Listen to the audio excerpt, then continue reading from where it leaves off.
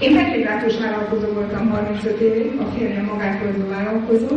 Mi 2 jó menő vállalkozást számoltunk fel az miatt, az üzlet miatt. És miért? Hát volt pénzünk, de nem volt időnk. Mi időt vettünk ezzel az üzlettel. Én a vendéglátásban naponta dolgoztam 10-15 órát, nem hetente.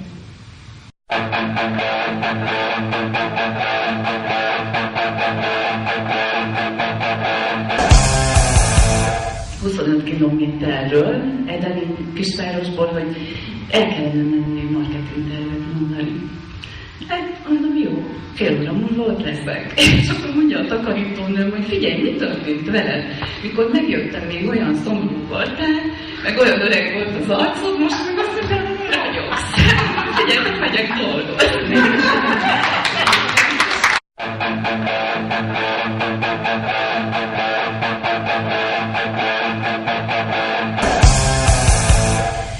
Én úgy gondolom, hogy ha egy kicsit is hozzá tudok járulni mások boldogulásához, sikeréhez, illetve jobb életminőségéhez, akkor úgy gondolom, már megérte, hogy itt vagyok.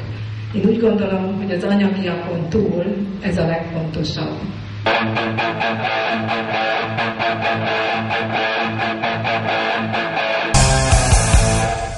Nagyon fontosnak tartom a baráti kapcsolatokat, és itt igazi barátokra lelünk, hogy itt megtaláljátok azokat az embereket, mert egy hullámhosszon gondolkodunk, az agyunk ugyanarra gondol, az, hogy segíthessünk egymásnak.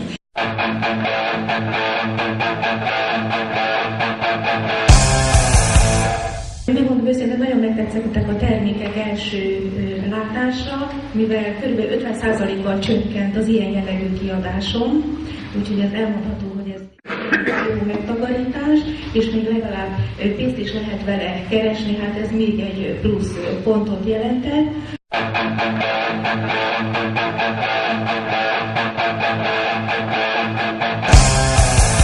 Amit én, mint vállalkozó megéltem, az volt, hogy 14-16 órát kellett ahhoz dolgozni, hogy a családomat eltartsam.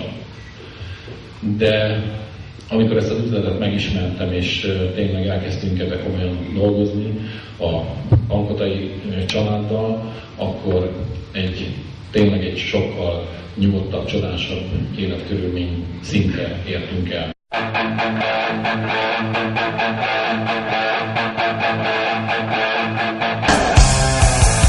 Nekem talán, ami itt tartott engem ebben az üzletben, a gyors siker, mert én azt hiszem 3 hét alatt elértem a direktori szintet, december 8-án nem tudom hány ezer ponttal láttam ki először.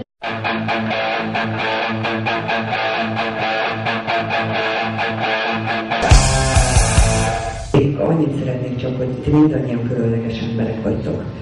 És ez azért van, mert ti fogtátok és kezetekbe vettétek a sorsotokat. És úgy, ahogy a Böbe mondta, bármelyik őtök tud itt állni a következő hónapban.